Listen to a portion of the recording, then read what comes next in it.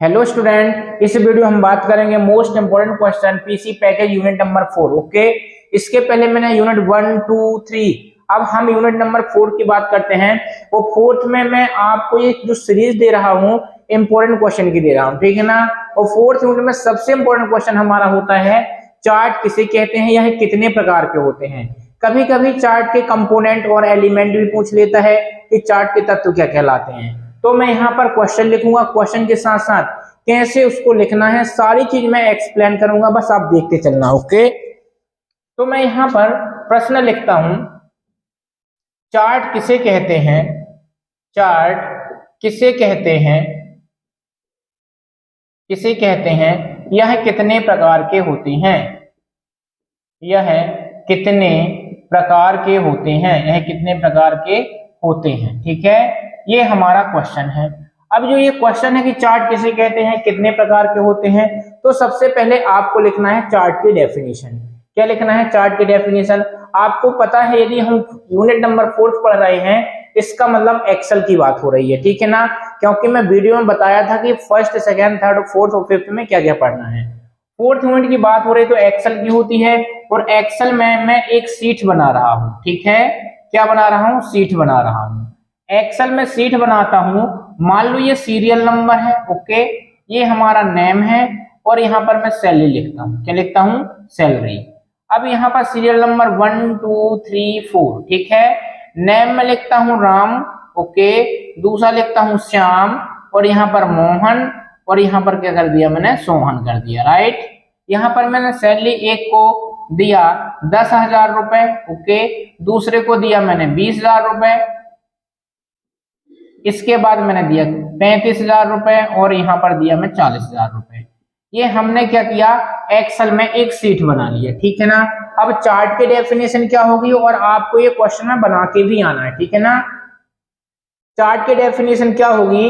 MS Excel के अंदर जो हमारी द्वारा कोई शीट बनाई जाती है, तो शीट में अल्फाबेटिक डेटा और न्यूमेरिकल डेटा को एक ग्राफिकल रूप में रिप्रेजेंट करने की प्रोसेस को हम चार्ट कहते हैं, ठीक है ना। एक बार डेफिनेशन और सुनना, एक्सेल के अंदर किसी भी प्रकार के अल्फाबेटिक डेटा और न्यूमेरिकल डेटा को ग्राफिकल रूप में रिप्रेजेंट करने की प्रोसेस को चार्ट कहते हैं। अब चार्ट होते कितने प्रकार के हैं, मैं आपको यहाँ पर कितने प्रकार के बता रहा हूँ, 8 प्रकार के चार्ट बता रहा हूँ। और यदि 16 नंबर आपका क्वेश्चन आता है तो प्रत्येक चार्ट में आपको 2-2 नंबर मिलेंगे। इस प्रकार से आपको पूरा 16 नंबर एकदम कंप्लीट होने वाले हैं, ठीक है ना।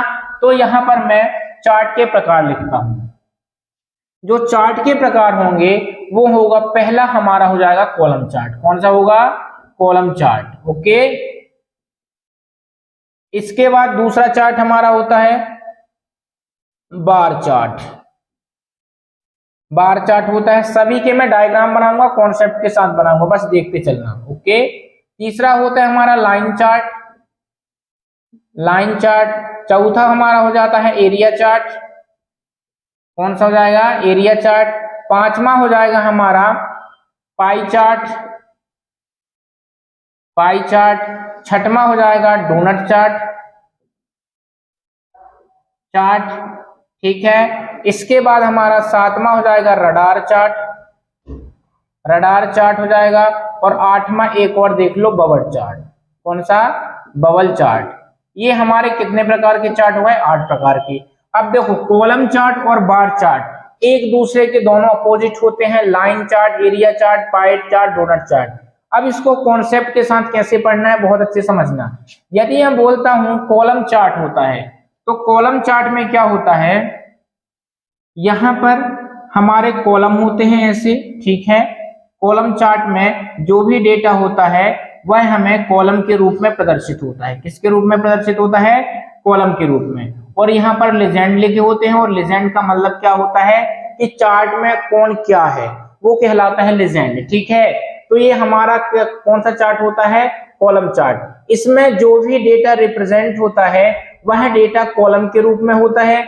जबकि जो बार चार्ट होता है, तो बार चार्ट और कॉलम चार्ट में इतना अंतर होता है। मान लो ये कॉलम चार्ट है, ओके, तो बार चार्ट हमारा बनेगा, जो ये कॉलम अभी हमारे ऊर्ध्वाधर हैं वही कॉलम क्या हो जाएंगे? हमारे क्षैतिज हो जाएंगे, ठीक है। तो इसको हम क्या बोलते हैं, बार चार्ट बोलते हैं। तो बार चार्ट में जो हमारे कॉलम होते हैं वो हमारे कौन से हो जाते हैं, हमारे क्षैतिज हो जाते हैं, और ये क्या हो जाते हैं, हमारे कॉलम में ऊर्ध्वाधर हो जाते हैं। आप चार्ट का चित्र बस बनाओगे, चार्ट के चित्र बनाने में 1 नंबर मिलेगा, और बाकी चीजें आप लिख देना। मैंने इसकी एक वीडियो सेपरेट बनाया जिसमें कंपोनेंट भी बनाया बताया है, उसको भी जाके आप देख सकते हो। ओके, तो ये हमारे 2 चार्ट होते हैं। इसके बाद लाइन चार्ट क्या कहलाता है वो भी देखने का प्रयास करना। इसमें लाइन चार्ट क्या होता है, लाइन चार्ट में होता कुछ नहीं है, जो भी डेटा रहता है लाइन यहाँ से उठती है। मान लो कि डेटा यहाँ पर 100 है, ठीक है ना, यदि 100 के बाद 150 गया तो हमारी लाइन ऐसी हो जाती है, और यदि धोखे से यहाँ गिर गया, ठीक है, तो मैं बोलता हूँ ये 85 या 95 तक गिरा डेटा, फिर यहाँ पर ये आया डेटा, फिर ऐसे बढ़ गया। तो जो भी डेटा दिखेगा वो हमको लाइन के रूप में रिप्रेजेंट होते हुए दिखेगा, उसको बोलते हैं लाइन चार्ट। ओके, बात करते हैं हम, अच्छा, जो लाइन चार्ट होता है वो समय के साथ अप डाउन होता है, ठीक है ना। जैसे ये अभी 100 था, 150 था, फिर 95, फिर और जैसे होता जाएगा, जो भी होगा वो समय के साथ चार्ट परिवर्तित होता है, उसे हम लाइन चार्ट कहते हैं। जबकि एरिया चार्ट क्या होता है, लाइन चार्ट और एरिया चार्ट में केवल अंतर होता है कि जो लाइन चार्ट होता है वह हमको लाइन के रूप में रिप्रेजेंट होता है, और एरिया चार्ट में क्या होता है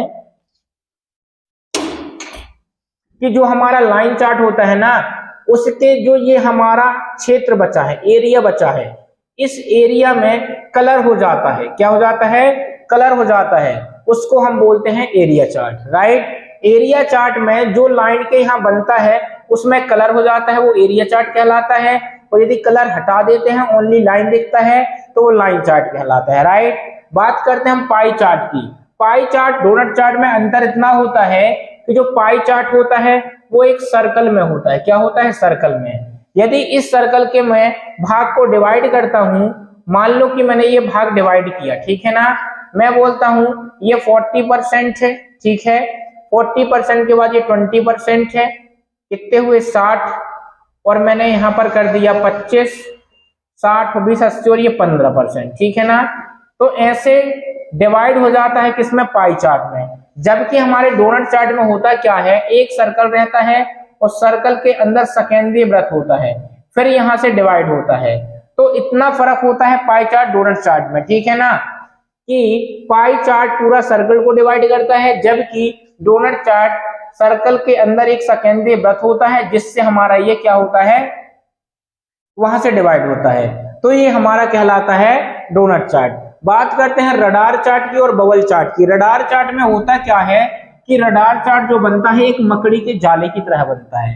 कैसे बनता है, मकड़ी के जाले की तरह। इसका एक केंद्र बिंदु होता है, फिर ये ऐसे ऐसे, ये जैसे डेटा जाता है वैसे हमको यहाँ पर एक मकड़ी के जाले की तरह ऐसे दिखता है। कौन सा, रडार चार्ट, ठीक है ना। और बबल चार्ट में होता क्या है, ये हमारा चार्ट है, यदि मैं बोल लगता हूं कि आपका डेटा 100 है तो यहाँ पर 100 लिखा होगा और यहाँ पर एक गोला आ जाएगा, बबल मतलब जानते हो, ठीक है ना। फिर यदि और बढ़ता है डेटा तो ऐसा जाता है, मतलब जो भी हमको डेटा दिखता है वो एक बबल के रूप में दिखता है। तो ये होता है हमारा चार्ट, ठीक है ना, जो मैंने आपको बताया 8 प्रकार के चार्ट। थोड़ा थोड़ा सा पुस्तक में पढ़ के देखना, सारी चीजें आपको एकदम क्लियर हो जाएंगी, ठीक है ना। और 4th यूनिट से पीसी पैकेज में एक आध क्वेश्चन में और बता देता हूं जो क्वेश्चन पूछने की उम्मीद है। यहां पर आ जाता है हमारा कि बात करते हैं एक्सेल में डेटा टाइप क्या होता है। तो डेटा टाइप क्या होता है, जब भी आप एमएस एक्सेल में टाइप करते हो तो वहां पर नंबर में करना है, शॉर्ट डेट में करना है, करेंसी में करना है, जिसमें करना होता है वो हमारा क्या कहलाता है, डेटा टाइप कहलाता है, ठीक है ना। और इसमें हाइडिंग, फ्रीजिंग, ये सारी चीजें आप पढ़ लेना, ओके। इसके बाद आता है एमएस एक्सेल के गुण। एमएस एक्सेल के गुण क्या कहलाते हैं, जो भी एक्सेल में ऑप्शन होते हैं वो सारे एमएस एक्सेल के गुण कहलाते हैं, ओके। तो 4th यूनिट में सबसे इंपॉर्टेंट क्वेश्चन जो मैं आपको 16 नंबर का बता दिया, इसी क्वेश्चन को करना है, बस इतना मैं आपको बताना चाहता था, ओके। तो इस वीडियो को मैं बहुत ही छोटी बनाया हूं और इसमें बहुत सारा नॉलेज दे दिया हूं। आप एक बार बुक पढ़ के देखना, सारी चीजें समझ में आ जाएंगी। नहीं आते आप कमेंट कर देना, मैं और डिटेल से बता दूंगा, ओके। तो इस वीडियो को यही मैं समाप्त करता हूं।